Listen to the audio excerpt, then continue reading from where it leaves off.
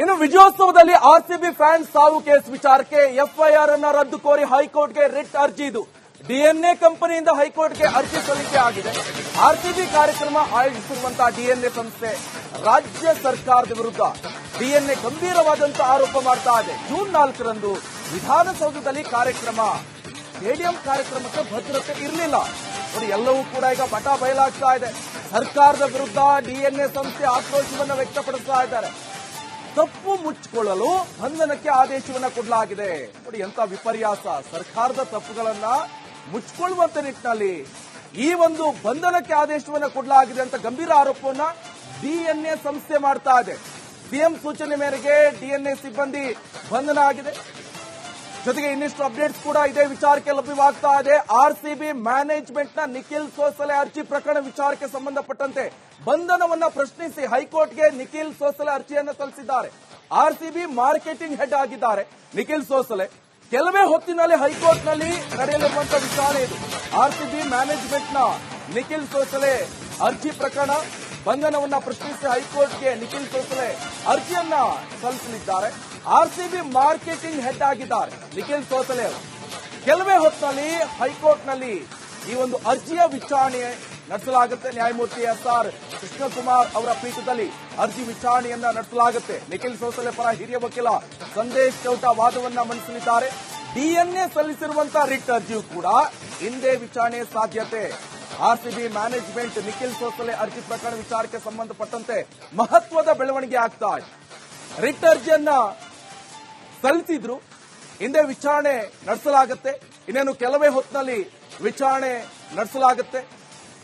So S R Krishnakumar ಅವರ ಪೀಠದಲ್ಲಿ ಈ ವಿಚಾರಣೆಯನ್ನು ನಡೆಸಲಾಗುತ್ತೆ. ನಿಖಿಲ್ ಸೋಸಲೆ ಅವರ ಅರ್ಜಿಯನ್ನ ಕೆಲವೇ ಹೊತ್ತಿನಲ್ಲಿ ಈ ಅರ್ಜಿಯನ್ನ ವಿಚಾರಣೆ ನಡೆಸಲಾಗುತ್ತೆ. ಈ ಬಗ್ಗೆ ಡೀಟೇಲ್ಸ್ ಕೊಡ್ತಾರೆ ನನ್ನ ಕಲೀಗ್ ನ್ಯೂಸ್ ಡೆಸ್ಕ್ ಇಂದ ರಂಜಿತ್ ಶಿರ್ಯಾರ್ ನೇರ ಸಂಪರ್ಕದಲ್ಲಿ ಜಾಯ್ನ್ ಆಗಿದ್ದಾರೆ.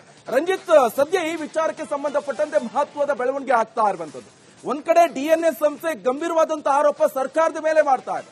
ಸರ್ಕಾರದ ಲೋಪದೋಷಗಳನ್ನ ಮುಚ್ಚಿಡುವಂತ ಸಲುವಾಗಿ ಸಿಎಂ ಸಿದ್ದರಾಮಯ್ಯನವರು ಬಂಧನದ ಆದೇಶವನ್ನ ಮಾಡಿದ್ದಾರೆ ಎನ್ನುವಂತ ಗಂಭೀರ ಆರೋಪ. ಇನ್ನೊಂದೀಗ ನಿಖಿಲ್ ಸೋಸಲೆ ಅರ್ಜಿ ವಿಚಾರಣೆ ಇನ್ನೇನು ಕೆಲವೇ ಹೊತ್ತಿನಲ್ಲಿ ನಡೆಯುವಂತ ಸಾಧ್ಯತೆ ಇದೆ. ಸದ್ಯ ಪ್ರಕರಣದಲ್ಲಿ ಏನೆಲ್ಲ ಅಪ್ಡೇಟ್ಸ್ ಕೊಡ್ತೀರಾ ರಂಜಿತ್? ಖಂಡಿತ ನಿಕೇಶ್ ಕೊಠಾರಿ, ನೋಡಿ, ಅವಸರದ ಆಯೋಜನೆಯಿಂದಾಗಿ 11 ಜನ ಅಭಿಮಾನಿಗಳ, ಆರ್ಸಿಬಿ ಅಭಿಮಾನಿಗಳ ಮಾರಣ ಹೋಮ ಏನ್ ನಡೆದೋಗಿತ್ತು, ಇದನ್ನ ಬಹಳ ಸೂಕ್ಷ್ಮವಾಗಿ ಪರಿಗಣಿಸಿರುವಂತಹ ಸರ್ಕಾರ. ಇದಕ್ಕೆ ಕಾರಣ ಏನು ಅಂತ ಹೇಳಿ ನೋಡ್ತಾ ಹೋದಂಗೆ ಇಲ್ಲಿ ಸರ್ಕಾರದ ಬೇಜವಾಬ್ದಾರಿ, ನಿರ್ಲಕ್ಷ್ಯ ಧೋರಣೆ ಇಲ್ಲಿ ಬಹಳ ಸ್ಪಷ್ಟವಾಗಿ ಗೊತ್ತಾಗುತ್ತೆ.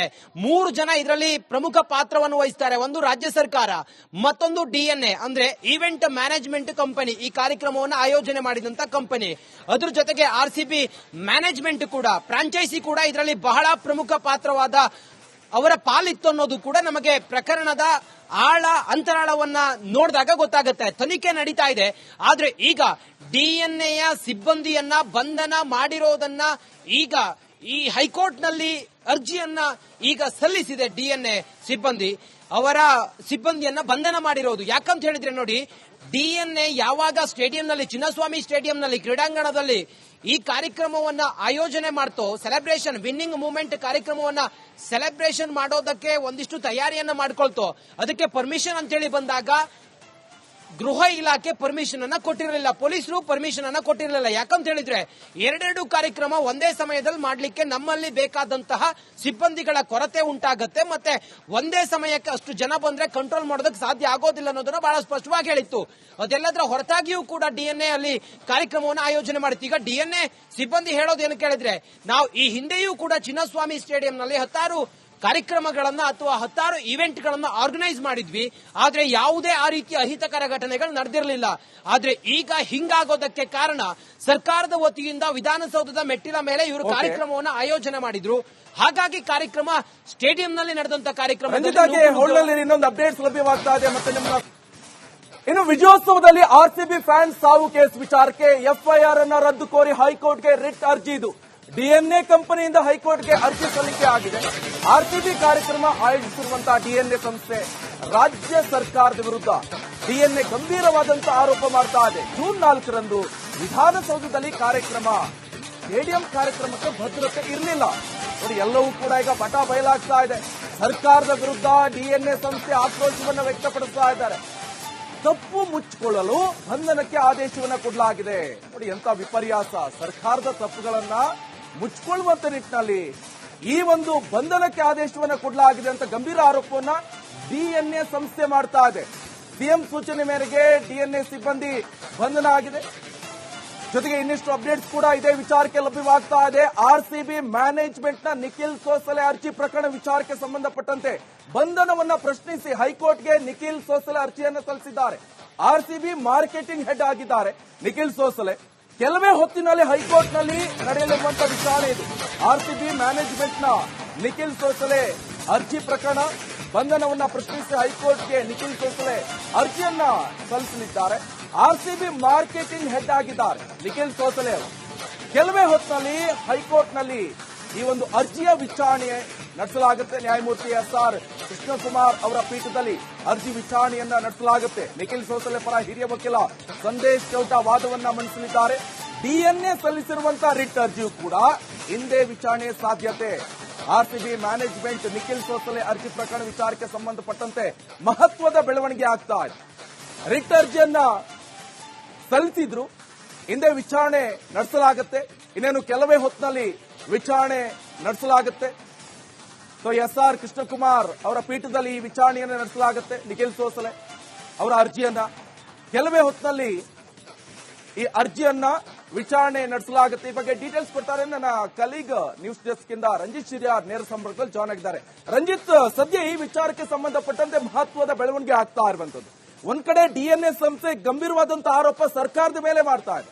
ಸರ್ಕಾರದ ಲೋಪದೋಷಗಳನ್ನ ಮುಚ್ಚಿಡುವಂತ ಸಲುವಾಗಿ ಸಿಎಂ ಸಿದ್ದರಾಮಯ್ಯನವರು ಬಂಧನದ ಆದೇಶವನ್ನ ಮಾಡಿದ್ದಾರೆ ಎನ್ನುವಂತ ಗಂಭೀರ ಆರೋಪ. ಇನ್ನೊಂದೀಗ ನಿಖಿಲ್ ಸೋಸಲೆ ಅರ್ಜಿ ವಿಚಾರಣೆ ಇನ್ನೇನು ಕೆಲವೇ ಹೊತ್ತಿನಲ್ಲಿ ನಡೆಯುವಂತ ಸಾಧ್ಯತೆ ಇದೆ. ಸದ್ಯ ಪ್ರಕರಣದಲ್ಲಿ ಏನೆಲ್ಲ ಅಪ್ಡೇಟ್ಸ್ ಕೊಡ್ತೀರಾ ರಂಜಿತ್? ಖಂಡಿತ ನಿಕೇಶ್ ಕೊಠಾರಿ, ನೋಡಿ, ಅವಸರದ ಆಯೋಜನೆಯಿಂದಾಗಿ 11 ಜನ ಅಭಿಮಾನಿಗಳ ಆರ್ಸಿಬಿ ಅಭಿಮಾನಿಗಳ ಮಾರಣ ಹೋಮ ಏನ್ ನಡೆದೋಗಿತ್ತು, ಇದನ್ನ ಬಹಳ ಸೂಕ್ಷ್ಮವಾಗಿ ಪರಿಗಣಿಸಿರುವಂತಹ ಸರ್ಕಾರ. ಇದಕ್ಕೆ ಕಾರಣ ಏನು ಅಂತ ಹೇಳಿ ನೋಡ್ತಾ ಹೋದಂಗೆ ಇಲ್ಲಿ ಸರ್ಕಾರದ ಬೇಜವಾಬ್ದಾರಿ ನಿರ್ಲಕ್ಷ್ಯ ಧೋರಣೆ ಇಲ್ಲಿ ಬಹಳ ಸ್ಪಷ್ಟವಾಗಿ ಗೊತ್ತಾಗುತ್ತೆ. 3 ಜನ ಇದರಲ್ಲಿ ಪ್ರಮುಖ ಪಾತ್ರವನ್ನು ವಹಿಸ್ತಾರೆ. ಒಂದು ರಾಜ್ಯ ಸರ್ಕಾರ, ಮತ್ತೊಂದು ಡಿಎನ್ಎ ಅಂದ್ರೆ ಈವೆಂಟ್ ಮ್ಯಾನೇಜ್ಮೆಂಟ್ ಕಂಪನಿ, ಈ ಕಾರ್ಯಕ್ರಮವನ್ನು ಆಯೋಜನೆ ಮಾಡಿದಂತ ಕಂಪನಿ. ಅದ್ರ ಜೊತೆಗೆ ಆರ್ಸಿಬಿ ಮ್ಯಾನೇಜ್ಮೆಂಟ್ ಕೂಡ, ಫ್ರಾಂಚೈಸಿ ಕೂಡ ಇದರಲ್ಲಿ ಬಹಳ ಪ್ರಮುಖ ಪಾತ್ರವಾದ ಅವರ ಪಾಲಿತ್ತು ಅನ್ನೋದು ಕೂಡ ನಮಗೆ ಪ್ರಕರಣದ ಅಂತರಾಳವನ್ನ ನೋಡಿದಾಗ ಗೊತ್ತಾಗುತ್ತೆ. ತನಿಖೆ ನಡೀತಾ ಇದೆ. ಆದ್ರೆ ಈಗ ಡಿಎನ್ಎಯ ಸಿಬ್ಬಂದಿಯನ್ನ ಬಂಧನ ಮಾಡಿರೋದನ್ನ ಈಗ ಈ ಹೈಕೋರ್ಟ್ನಲ್ಲಿ ಅರ್ಜಿಯನ್ನ ಈಗ ಸಲ್ಲಿಸಿದೆ. ಡಿಎನ್ಎ ಸಿಬ್ಬಂದಿ ಅವರ ಸಿಬ್ಬಂದಿಯನ್ನ ಬಂಧನ ಮಾಡಿರೋದು ಯಾಕಂತ ಹೇಳಿದ್ರೆ, ನೋಡಿ, ಡಿಎನ್ಎ ಯಾವಾಗ ಸ್ಟೇಡಿಯಂನಲ್ಲಿ, ಚಿನ್ನಸ್ವಾಮಿ ಸ್ಟೇಡಿಯಂನಲ್ಲಿ, ಕ್ರೀಡಾಂಗಣದಲ್ಲಿ ಈ ಕಾರ್ಯಕ್ರಮವನ್ನ ಆಯೋಜನೆ ಮಾಡ್ತೋ, ಸೆಲೆಬ್ರೇಷನ್ ವಿನ್ನಿಂಗ್ ಮೂವ್ಮೆಂಟ್ ಕಾರ್ಯಕ್ರಮವನ್ನ ಸೆಲೆಬ್ರೇಷನ್ ಮಾಡೋದಕ್ಕೆ ಒಂದಿಷ್ಟು ತಯಾರಿಯನ್ನ ಮಾಡ್ಕೊಳ್ತೋ, ಅದಕ್ಕೆ ಪರ್ಮಿಷನ್ ಅಂತ ಹೇಳಿ ಬಂದಾಗ ಗೃಹ